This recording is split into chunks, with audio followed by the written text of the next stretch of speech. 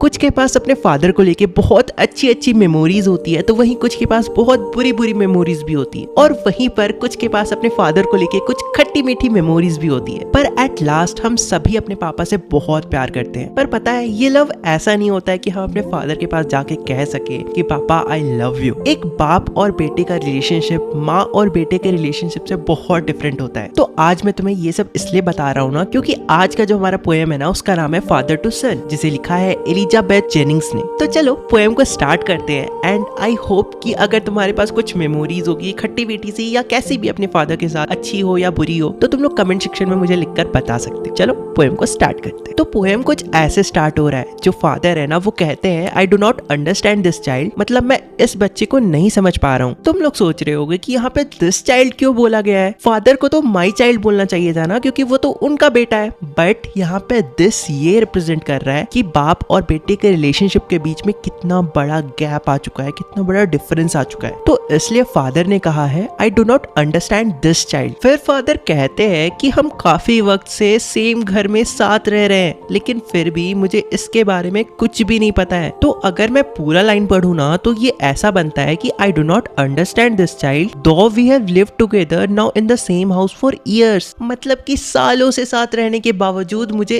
इसके बारे में कुछ भी नहीं पता है। I know nothing of him. So मैं ट्राई कर रहा हूँ कि वापस से वैसा रिलेशनशिप बिल्ड करूँ जैसा मेरा और इसका बचपन में था। मतलब कि जैसा हम बाप बेटों का रिलेशनशिप बचपन में था, जब ये बहुत छोटा था, मासूम था और इसे दुनिया के बारे में कुछ भी नहीं पता था। और उस वक्त मैं ही इसका सब कुछ था, मैं ही इसका पापा था और मैं ही इसकी पूरी दुनिया था। मतलब कि यहाँ पे लिखा गया है कि so try to build up a relationship from how he was when small. पर क्या मैंने उसे मार दिया है, उस रिलेशनशिप को जो मेरे और मेरे बेटे के बीच में था। इसके बाद पोएट कहती है कि yet I have killed the seed I have spent और sown it where the land is his and none of mine. Father ये कह रहे हैं कि मैं उस रिलेशनशिप को मार कर मैंने उस सीड को ऐसी जगह सो किया है ना, जहाँ पे लैंड तो उसका है बट मेरा कुछ भी नहीं है। मतलब कि अब उसका लाइफ, उसके डिसीजन सब वो खुद ले सकता है, मेरा उस पे कोई अधिकार नहीं है। I am no one to question him. मतलब कि इट्स सिंपल कि मैं अब उसके लाइफ में, उसके बिजनेस में, उसके किसी भी चीज में इंटरफेयर नहीं कर सकता हूँ। शायद मैंने उस बाप बेटे वाले रिलेशनशिप को मार दिया है और अब तो हम बिल्कुल स्ट्रेंजर्स के जैसा बातें करते हैं एक दूसरे से। हमें एक दूसरे के लाइफ में क्या हो रहा है कुछ भी नहीं पता। हम जब भी एक दूसरे से बात करते हैं तो ऐसा लगता है कि हमारे बीच बिल्कुल भी अंडरस्टैंडिंग नहीं है। वो कह रहे हैं we speak like strangers, there is no sign of understanding in the air. मतलब कि मैं अपने बेटे को बिल्कुल भी नहीं समझता हूँ और मेरा बेटा भी मुझे बिल्कुल नहीं समझता है। हम एक दूसरे के लिए बिल्कुल अनजान से बन गए हैं। और तुम्हें पता है ये जो बच्चा है ना, ये बिल्कुल मेरे पे गया है। मतलब कि this child is built to my design. Obviously ये बिल्कुल बाप पे गया है, बिल्कुल मेरे जैसा है। Yet what he loves I can not से। लेकिन इसे क्या पसंद है, ये किस चीज से प्यार करता है, जैसे इसका फेवरेट फूड क्या है, इसका फेवरेट कलर क्या है, इसको फ्री टाइम में क्या करना पसंद है, मुझे ये सब कुछ भी नहीं पता। अगर सिंपल वर्ड्स में कहूँ तो मेरे बच्चे को क्या पसंद है और क्या नहीं, मुझे कुछ भी नहीं पता। और मैं इस चीज को शेयर भी नहीं कर सकता, ना ही मैं अपने बच्चे से जाके पूछ सकता हूँ कि उसे क्या पसंद है और क्या नहीं, क्योंकि अब शायद बहुत लेट हो चुका है। और अगर कोई मुझसे आकर पूछता है कि तुम्हारे बच्चे को क्या पसंद है, तो मैं इस बात को भी शेयर नहीं कर सकता, क्योंकि मुझे खुद भी नहीं पता। और अब जब भी हम साथ होते हैं ना, तो साइलेंस सराउंड अस, मतलब अजीब सी शांति हमें घेर लेती है, क्योंकि हम एक दूसरे से बात ही नहीं कर पाते। फिर वो कहते हैं I would have him prodigal returning to his father house. Prodigal का मतलब होता है फिजूल खर्च करने वाला इंसान, मतलब बहुत पैसे खर्च करने वाला इंसान। मतलब कि यहाँ पे फादर कह रहे हैं कि मैं उसे प्रोडिगल बनने दूंगा, उसे मैं फिजूल खर्चे करने दूंगा, मुझे कोई प्रॉब्लम नहीं है, लेकिन वो कम से कम अपने घर तो वापस आ जाए, उस घर में जिस घर को वो जानता है, the home he new, rather than see him make and move his world. मतलब कि अब उसके फादर चाहते हैं कि वो अपने घर वापस आ जाए, ना कि वो खुद बाहर जाए और अपनी खुद की दुनिया बनाए। मतलब कि वो चाहते हैं कि उनका बेटा उनके पास रहे, रादर देन कि वो दुनिया में भटके और अपनी खुद की दुनिया बनाए। मतलब कि ऐसे लोगों को अपना बनाए जो कि उनके अपने हैं भी नहीं, जबकि वो अपने खुद के घर आ सकता है जहाँ पर उसके खुद के फादर हैं जो कि उसके अपने हैं। मैं उसे माफ भी कर दूंगा और इस रिलेशनशिप को फिर से सेव करूंगा। हमारे रिलेशनशिप में जो सॉरो वाली पार्ट है, जो सैडनेस वाली पार्ट है, जो खराब पार्ट है ना, उसको रिसेव करके एक नया रिलेशनशिप बनाऊंगा जिसमें बहुत प्यार होगा, और फिर हम एक प्यार भरे रिलेशनशिप की फिर से शुरुआत करेंगे। मतलब कि इस पैराग्राफ पैराग्राफ में वो अपने बेटे के सारे गलतियों को माफ करने के लिए तैयार है और इस रिलेशनशिप को फिर से स्टार्ट करने के लिए भी तैयार है, बस उनका बेटा वापस अपने घर आ जाए। फादर एंड सन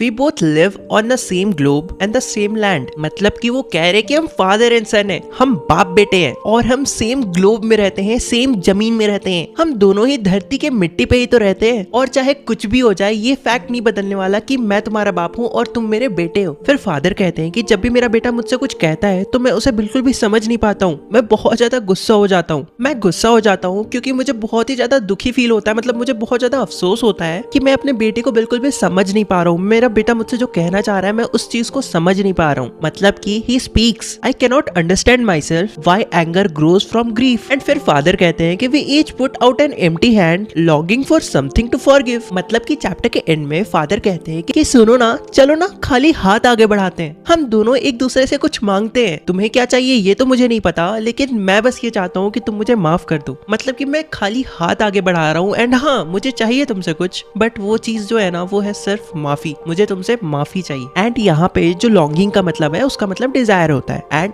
इस तरह से हमारा ये जो पोएम है ये खत्म होता है। एंड पता है क्या, मैं बस चाहता हूँ तुम लोग जाने से पहले कुछ भी कमेंट कर दो, क्योंकि ऑब्वियसली तुम लोग कमेंट करके चले जाओगे एंड उसके बाद 10 साल बाद या 15 साल बाद तुम कभी भी इस चैनल को रीओपन करोगे, इस चैनल की याद आएगी, तुम कभी भी इस चैनल के बारे में सोचोगे ना एंड तुम अपने कमेंट्स को आगे पढ़ोगे तो एक नॉस्टैल्जिया जैसी तो जरूर फील होगी। एंड ट्रस्ट में मुझे भी अच्छा लगता है, मैंने अपने चैनल को almost 90 to 95% of comments literally read करा है। मुझे भी अच्छा लगता है तुम लोग के कमेंट्स देख के, अच्छे हो या फिर कोई सजेशन हो, मुझे कोई प्रॉब्लम नहीं है, ठीक है कमेंट कर दो। तुम लोग से मिलते हैं अगले वीडियो में, तब तक के लिए बाय बाय।